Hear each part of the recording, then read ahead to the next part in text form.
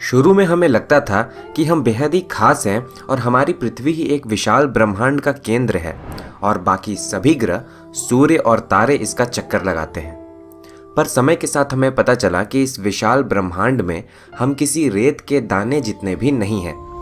हमारे सूर्य की तरह इस विशाल ब्रह्मांड में अरबों खरबों तारे मौजूद हैं, जिनका चक्कर पृथ्वी जैसे ही ढेर सारे प्लैनेट्स लगा रहे हैं, जहां हमारे पृथ्वी की तरह ही किसी प्रकार का जीवन भी मौजूद हो सकता है।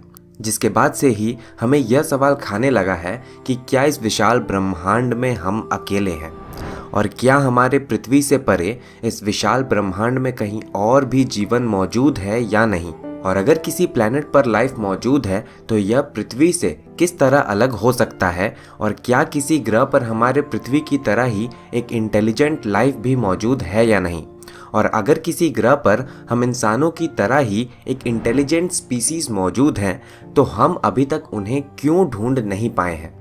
दोस्तों, ये सब ऐसे सवाल हैं जिनका जवाब वैज्ञानिक दिन रात ढूंढ रहे हैं, पर अभी तक उन्हें कोई बड़ी सफलता नहीं मिली है।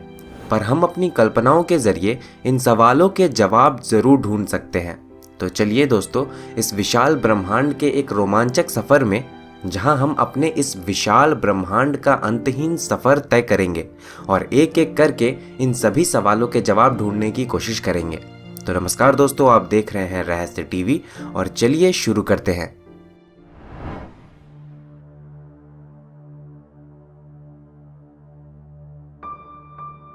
हमें अपने सफर की शुरुआत हमारे अपने ग्रह पृथ्वी से करनी होगी और यह जानना होगा कि आखिर हमारे ग्रह पर जीवन किस तरह पनपा और किन वजहों से यहाँ जीवन संभव हो सका।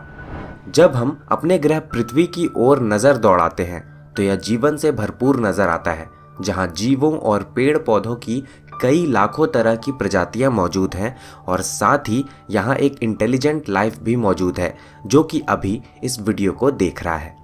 पर आखिर किसी ग्रह पर जीवन के लिए क्या जरूरी है जो कि हमारे पृथ्वी में मौजूद था जब यहाँ जीवन की उत्पत्ति हुई। जीवन की उत्पत्ति के लिए एक कॉम्प्लेक्स केमिस्ट्री की जरूरत होती है।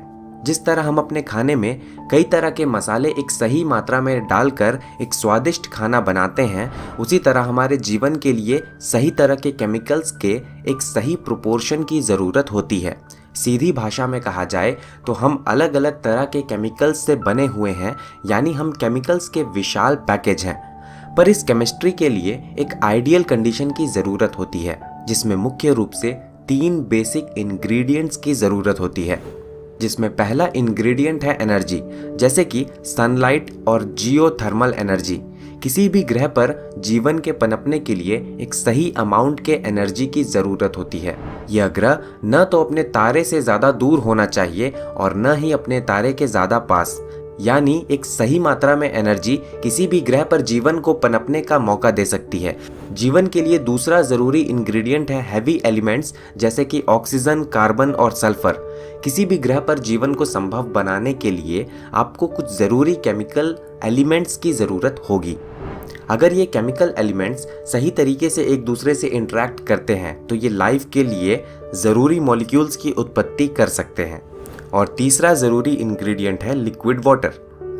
गैस स्टेट में एटम्स एक दूसरे से काफ़ी ज़्यादा दूरी पर मौजूद होते हैं और बेहद ही तेज़ गति से मूव करते हैं, जिस वजह से ये एक दूसरे से सही तरीके से इंटरैक्ट नहीं कर पाते। वहीं सॉलिड स्टेट में एटम्स फिक्स होते हैं और मूव नहीं करते, जिस वजह से ये किसी तरह के मॉलिक्यूल्स को नहीं बना सकते। पर लिक्विड स्टेट में एटम्स एक दूसरे से ठीक ठाक दूरी पर मौजूद होते हैं, जिस वजह से ये न सिर्फ दूसरे एटम्स के साथ इंटरैक्ट करते हैं, पर साथ ही साथ ये एक दूसरे से जुड़कर बेसिक मॉलिक्यूल्स का निर्माण भी करते हैं। लिक्विड वाटर जीवन के पनपने के लिए सबसे आइडियल जगह माना जाता है, जहां एटम्स एक दूसरे के साथ इंटरैक्ट कर बेसिक मॉलिक्यूल्स का निर्माण कर सकते हैं और फिर ये मॉलिक्यूल्स एक दूसरे के साथ इंटरैक्ट कर जीवन के लिए ज़रूरी कॉम्प्लेक्स चेन का निर्माण कर सकते हैं। यानी जीवन के पनपने के लिए लिक्विड वाटर बेहद ही ज़रूरी है। हम इस विशाल ब्रह्मांड में लिक्विड वाटर ऐसे ग्रहों पर पा सकते हैं जो कि अपने तारे के हैबिटेबल जोन में मौजूद है। यहाँ न ज़्यादा गर्मी होती है और न ज़्यादा ठंडी, जिस वजह से लिक्विड वाटर अपने लिक्विड स्टेट में लंबे समय तक बना रहता है। आज से 4 बिलियन सालों पहले हमारी पृथ्वी जीवन के पनपने के लिए सबसे परफेक्ट जगहों में से एक थी। लिक्विड वाटर अपने लिक्विड फॉर्म में लंबे समय के लिए मौजूद था। इस समय हमारे पृथ्वी पर लिक्विड वाटर के विशाल ओशियंस मौजूद थे और इन विशाल महासागरों के गहराई में कई क्रैक्स मौजूद थे, जहां से हैवी एलिमेंट्स और एनर्जी हमारे पृथ्वी की कोर से इन महासागरों के तह तक आ रहा था।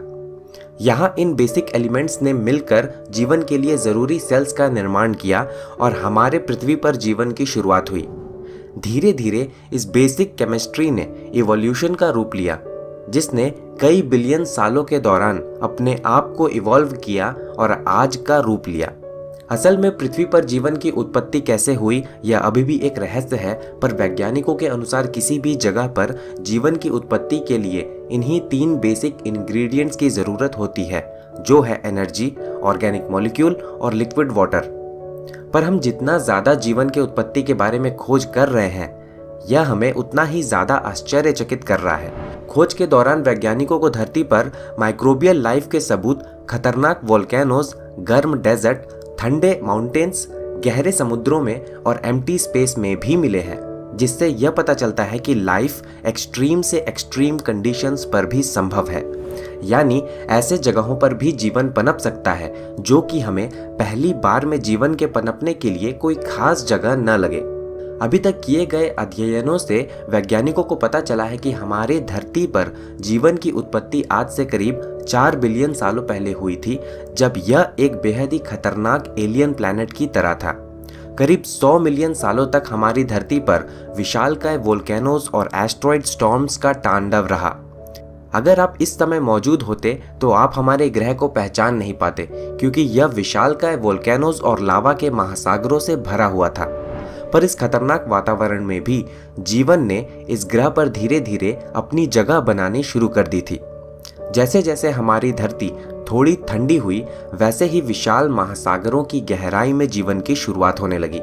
जिस तरह इस खतरनाक वातावरण में भी हमारी धरती पर जीवन पनपा, उससे वैज्ञानिकों को उम्मीद जगी है कि इस विशाल ब्रह्मांड में जीवन काफी आम हो सकता है, जो कि खतरनाक से खतरनाक माहौल में भी संभव है। धरती पर जीवन की उत्पत्ति के करीब 4 बिलियन सालों बाद केवल कुछ दशकों पहले ही इंसानों ने पहली बार इस विशाल ब्रह्मांड में धरती से परे जीवन की खोज शुरू की है। यानी इस विशाल यूनिवर्स में जीवन की खोज अभी बस शुरू ही हुई है। अध्ययनों से पता चला है कि जीवन की उत्पत्ति के लिए लिक्विड वाटर काफ़ी ज़रूरी है, अर्थात जहां लिक्विड वाटर मौजूद है वहां किसी न किसी प्रकार का जीवन मौजूद होने की सबसे ज़्यादा संभावनाएं हैं। ऐसे में पृथ्वी से परे जीवन खोजने का सबसे आसान तरीका यह है कि हम पृथ्वी से परे ऐसे ग्रहों की खोज करें जहां लिक्विड वाटर मौजूद है।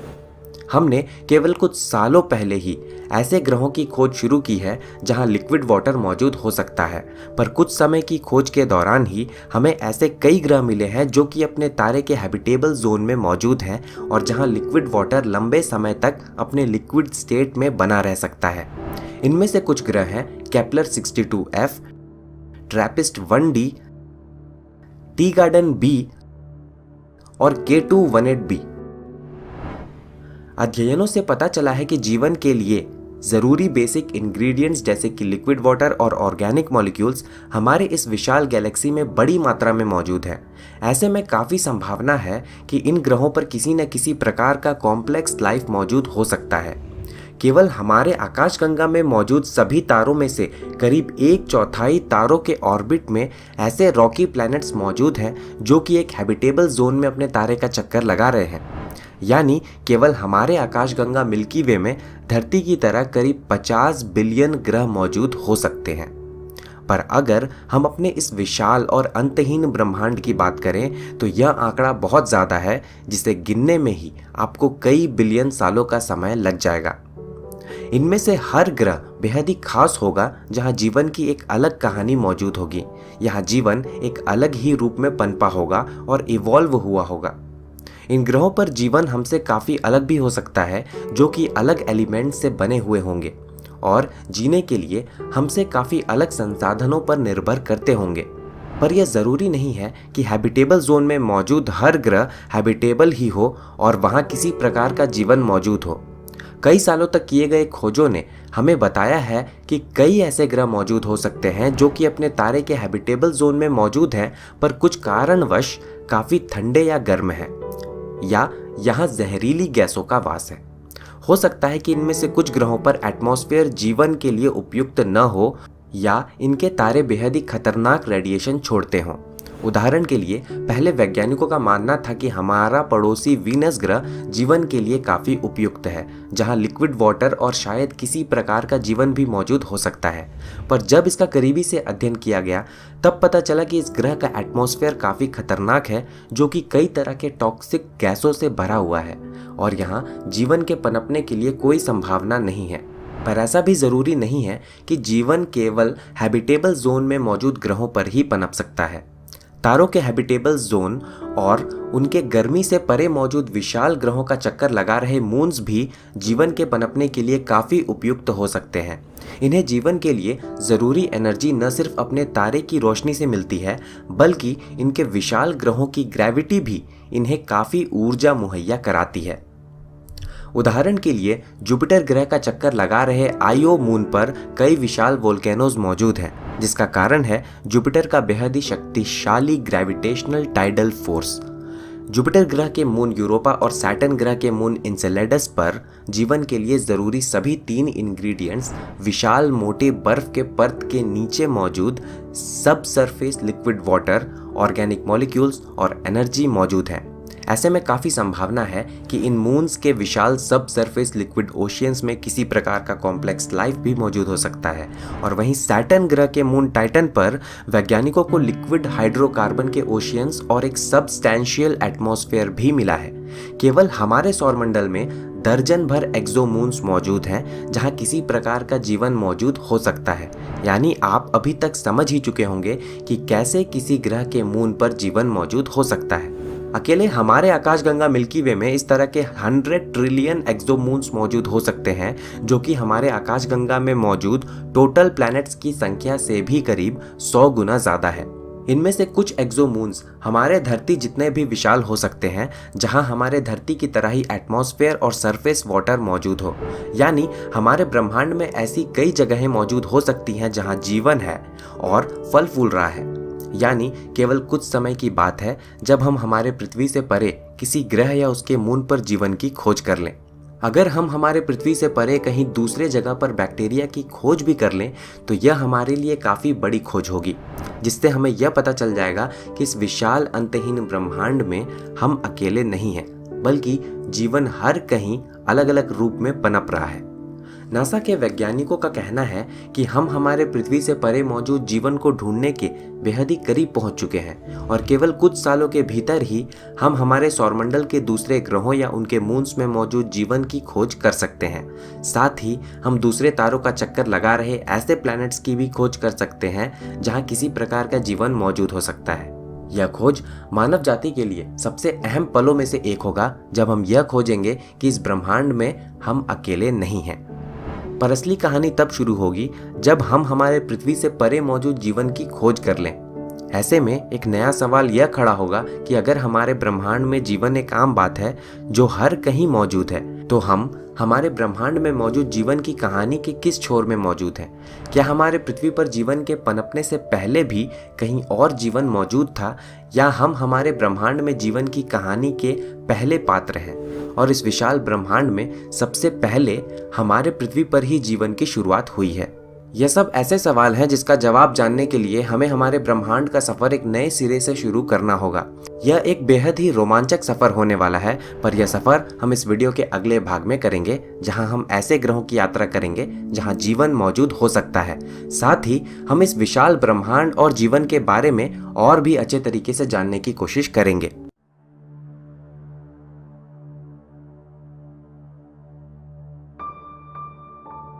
हमारा विशाल ब्रह्मांड करीब 14 बिलियन सालों पुराना है, और हमारी आकाशगंगा मिल्की वे का निर्माण आज से करीब 12 बिलियन सालों पहले हुआ था। वहीं हमारे पृथ्वी पर जीवन की उत्पत्ति आज से करीब 4 बिलियन सालों पहले ही हुई थी, और केवल कुछ लाख सालों पहले ही यहाँ एक इंटेलिजेंट स्पीसीज होमो सेपियंस इवॉल्व हुई। यानी हम इस विशाल यूनिवर्स के कॉस्मिक स्केल के एक बेहद ही छोटे से हिस्से में मौजूद हैं। ऐसे में काफ़ी संभावना है कि इस ब्रह्मांड के जीवन की उत्पत्ति हमसे काफ़ी पहले ही हो चुकी हो। ऐसे में यह जीवन हमसे टेक्निकली काफ़ी एडवांस हो सकते हैं। पर यहाँ एक सवाल यह है कि क्या हमारे यूनिवर्स के इस कॉस्मिक स्टेज में हमारे पृथ्वी पर जीवन काफ़ी देर से आया, और क्या हमसे भी पहले इस ब्रह्मांड में कई स्पीसीज और लाइफ फॉर्म्स ने जन्म ले चुका है, और अगर ऐसा है तो आखिर ये हमसे कितने पुराने हो सकते हैं? इस सवाल का जवाब जानने के लिए हमें हमारे ब्रह्मांड की शुरुआत को देखना होगा। हमारे ब्रह्मांड की उत्पत्ति आज से करीब 13.8 बिलियन सालों पहले एक महाविस्फोट से हुई थी, जिसे हम बिग बैंग के नाम से भी जानते हैं। इस महाविस्फोट के कुछ मिलियन सालों तक हमारा यह ब्रह्मांड काफी गर्म था, जो कि किसी भी प्रकार के जीवन के पनपने के लिए उपयुक्त नहीं था। जब यह जीवन के पनपने लायक ठंडा हुआ, तब किसी भी प्लैनेट और स्टार का अस्तित्व नहीं था। उस समय हमारा ब्रह्मांड केवल हाइड्रोजन के विशाल बादलों से भरा हुआ था। बिग बैंग के कुछ 70 मिलियन सालों बाद ग्रेविटी ने इन बादलों को अपने हिसाब से चलाना शुरू किया, और कई सालों तक चले प्रोसेस के बाद इन हाइड्रोजन के बादलों से जन्म हुआ फर्स्ट जनरेशन स्टार्स का। ये फर्स्ट जनरेशन स्टार्स बेहद ही विशाल, शक्तिशाली और चमकीले थे, जो कि लगभग पूरी तरह हाइड्रोजन से बने हुए थे। पर लाइफ के लिए जरूरी हैवी एलिमेंट्स और ऑर्गेनिक मॉलिक्यूल्स अभी भी अस्तित्व में नहीं आए थे, क्योंकि बिग बैंग भी इतना गर्म नहीं था कि इनसे हैवी एलिमेंट्स का निर्माण हो सके। आपको यह जानकर हैरानी होगी कि बिग बैंग के बाद केवल हाइड्रोजन, हीलियम और लिथियम जैसे एलिमेंट्स ही अस्तित्व में आए थे, और जीवन के लिए ज़रूरी सभी एलिमेंट्स और बाकी सभी हैवी एलिमेंट्स जो हम आज अपने आसपास देख रहे हैं, उनका निर्माण इन फर्स्ट जनरेशन स्टार्स के बेहद ही गर्म कोर में हुआ था। और केवल एक ही तरीके से ये हैवी एलिमेंट्स इन तारों के कोर से बाहर आ सकते थे, और वो भी तब जब इन तारों का अंत एक महाविस्फोट से हो, जिसे हम सुपरनोवा के नाम से भी जानते हैं। इन तारों में हुए भयानक विस्फोट यानी सुपरनोवा से विशाल गैस और डस्ट के बादलों का निर्माण हुआ, जिसने जीवन के लिए जरूरी सभी एलिमेंट्स को इस विशाल ब्रह्मांड में सभी तरफ फैला दिया। इन विशाल गैस और डस्ट के बादलों से हमारे सूर्य जैसे सेकंड जनरेशन स्टार्स का जन्म हुआ। पर इस बार ये तारे अकेले नहीं थे, बल्कि इन तारों के चारों ओर रॉकी प्लैनेट्स इनका चक्कर लगा रहे थे। यानी बिग बैंग से केवल 0.1 बिलियन साल बाद ही, और आज से लगभग 13.7 बिलियन सालों पहले, हमारे ब्रह्मांड में जीवन के लिए जरूरी सभी एलिमेंट्स अस्तित्व में आ चुके थे। जब बिग बैंग के बाद निकला हुआ हीट धीरे धीरे खत्म होने लगा, तब हमारे ब्रह्मांड में गोल्डी लॉक एरा की शुरुआत हुई। ये वो समय था जब एम्प्टी स्पेस का तापमान आज की तरह -270 डिग्री सेल्सियस ना होकर हमारे घर के रूम टेम्परेचर जितना 23 डिग्री सेल्सियस हुआ करता था। कई सैकड़ों मिलियन सालों तक हमारे ब्रह्मांड का एवरेज तापमान इतना ही बना हुआ था। ये वो वक्त था जब हमारे विशाल ब्रह्मांड में हर जगह पर जीवन पनप सकता था, यहाँ तक कि ऐसे रोग प्लैनेट्स पर भी जो अपने तारे को छोड़कर अकेले ही इस विशाल अंतहीन स्पेस में भटक रहे हैं। वैज्ञानिकों का मानना है कि यह सही समय हो सकता है जब हमारे यूनिवर्स में पहले लाइफ की उत्पत्ति हुई हो, यानी एक ऐसा ग्रह जहां जीवन लगभग हमारे ब्रह्मांड की उत्पत्ति के जितना ही पुराना है।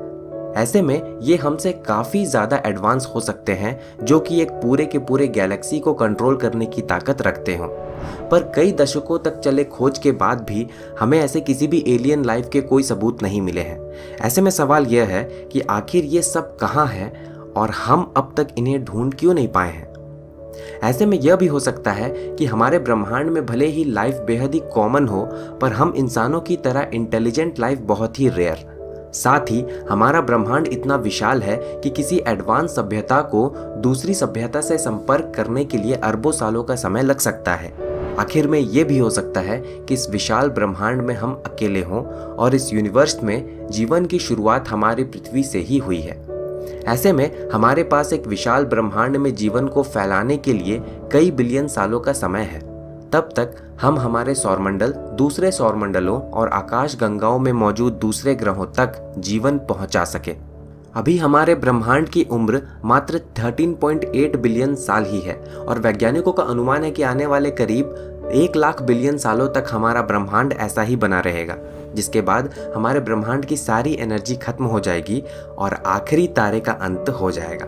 वैज्ञानिकों के अनुसार रेड ड्वार्फ स्टार्स इस विशाल ब्रह्मांड में किसी प्रकार के जीवन को खोजने के लिए सबसे उपयुक्त जगहों में से एक है। रेड ड्वार्फ स्टार करीब 1000 बिलियन सालों तक जिंदा रह सकते हैं, जिस दौरान ये अपने ऑर्बिट में मौजूद प्लैनेट्स को ऐसे ही बिलियन सालों तक सनलाइट देते रहते हैं। इन रेड ड्वार्फ स्टार्स के ऑर्बिट में मौजूद प्लैनेट्स में किसी प्रकार के जीवन के पनपने की सबसे ज़्यादा संभावनाएं मौजूद हैं, क्योंकि जीवन को पनपने के लिए एक स्टेबल कंडीशंस की ज़रूरत होती है और इन रेड ड्वार्फ स्टार्स के आसपास जीवन के लिए ज़रूरी स्टेबल कंडीशंस कई सैकड़ों बिलियन सालों तक बने रह सकते हैं। पर इन रेड ड्वार्फ स्टार्स के साथ कई खामियां भी मौजूद हैं। ये तारे बेहद ही बड़ी मात्रा में खतरनाक सोलर फ्लेयर्स छोड़ते हैं, जो कि इनके ऑर्बिट में मौजूद प्लैनेट्स में रह रही सभ्यता को एक पल में ही खत्म करने की ताकत रखते हैं। साथ ही इन तारों की एनर्जी हमारे सूरज जैसे तारों से काफ़ी कम होती है। ऐसे में किसी प्लैनेट को इनके हैबिटेबल जोन में रहने के लिए इनके काफ़ी पास मौजूद रहना होगा, पर इतने पास मौजूद होने के कारण ये प्लैनेट्स इनसे टाइडली लॉक्ड हो सकते हैं, अर्थात इनका एक साइड हमेशा अपने तारे की तरफ रहेगा और दूसरा साइड हमेशा अपने तारे की दूसरी ओर।